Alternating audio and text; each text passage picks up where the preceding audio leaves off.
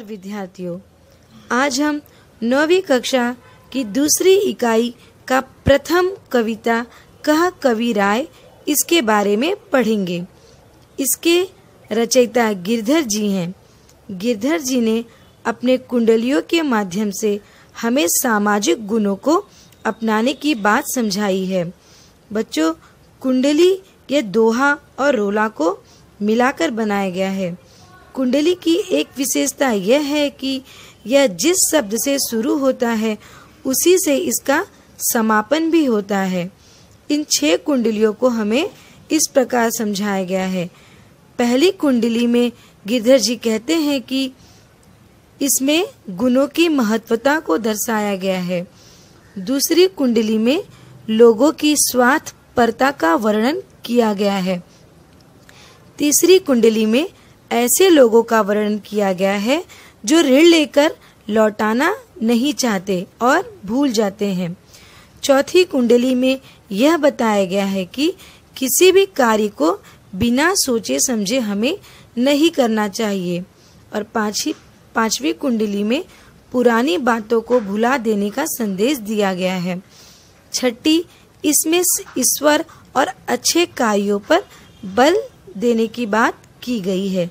तो आइए बच्चों, हम इस कुंडली को और भी गहराई से समझने की कोशिश करते हैं, जिसमें हम पहले कुंडली में देखेंगे, गुण के गाहक सहस नर, बिन गुण लहे न कोय, जैसे कागा को किला, शब्द सुने सब कोय, शब्द सुने सब कोय, को किला सबे सुहावन, दो के एक रंग, काग सब भय अपावन, कह गिरधर कविराय, सुनो ओहो ठाकुर मन के, बिन गुण लहे न कोय, सहस नर गाहक गुण के। इसमें कवि कहते हैं कि हजारों लोग गुणी व्यक्तियों को पसंद करते हैं, गुणों के बिना कोई किसी को पसंद नहीं करता। जिस प्रकार कौवा और कोयल दोनों की बोली सुनते हैं सब, पर लोग कोयल की बोली को ही पसंद करते हैं, कौवे कोई बोली को लोग पसंद नहीं करते। दोनों के रंग एक समान है, परंतु दोनों के गुण बिल्कुल विभिन्न हैं। कवि गिरधर कहते हैं कि लोगों की मन की बात सुनो, गुणों के बिना कोई किसी को पसंद नहीं करता। हजारों लोग गुणी व्यक्तियों को ही पसंद करते हैं।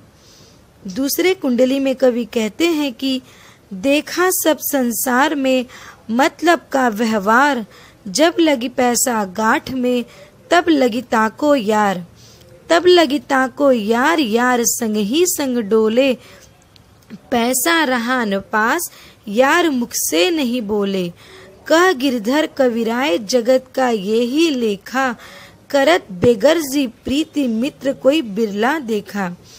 इसमें कवि कहते हैं कि इस पूरे संसार को देख लिया है, सभी का व्यवहार स्वार्थ से भरा है। जब तक किसी के पास पैसा है तब तक सब उससे अच्छा और मित्रतापूर्ण व्यवहार करते हैं, और पैसा पास होने पर सभी मित्र हर समय साथ में रहते हैं, साथ में घूमते हैं, साथ में खाते हैं। लेकिन जैसे ही धन समाप्त हो जाता है तो वही मित्र मुख से भी नहीं बोलते।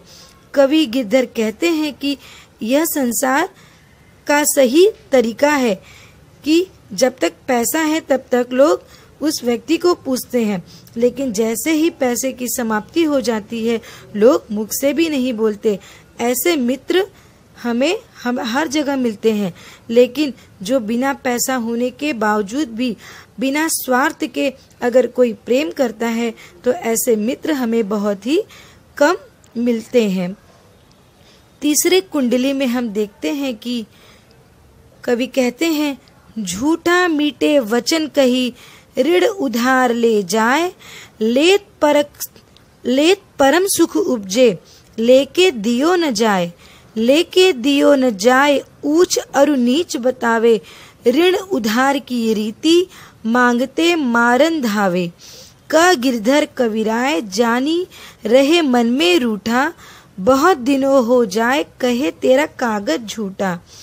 इस तीसरी कुंडली में कवि गिरधर जी कहते हैं कि झूठे व्यक्ति मीठी मीठी बातें करके पैसा उधार तो ले जाते हैं, परंतु पैसा लेते समय उन्हें बहुत आनंद आता है, परंतु ऋण चुकाने की उनकी नीयत नहीं होती।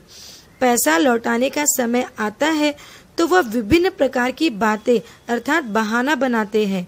उधार लेने वाले का यही व्यवहार रहता है। पैसा वापस मांगते समय वे हमें मारने को दौड़ते हैं।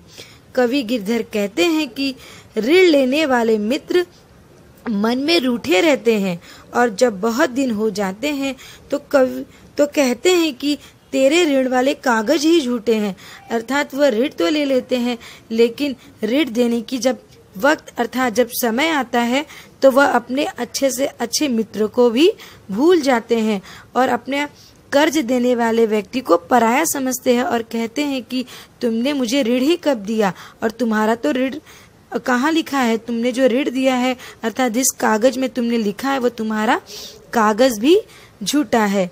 इस प्रकार कवि गिरधर जी हमें अपने इस कुंडलियों के माध्यम से हमें समाज की सच्चाई से रूबरू करवाते हैं। आशा करती हूँ कि बच्चों आपको यह कुंडली कुछ हद तक समझ में आई होगी। अब इस कुंडली से संबंधित हम कुछ प्रश्नों को समझेंगे। धन्यवाद।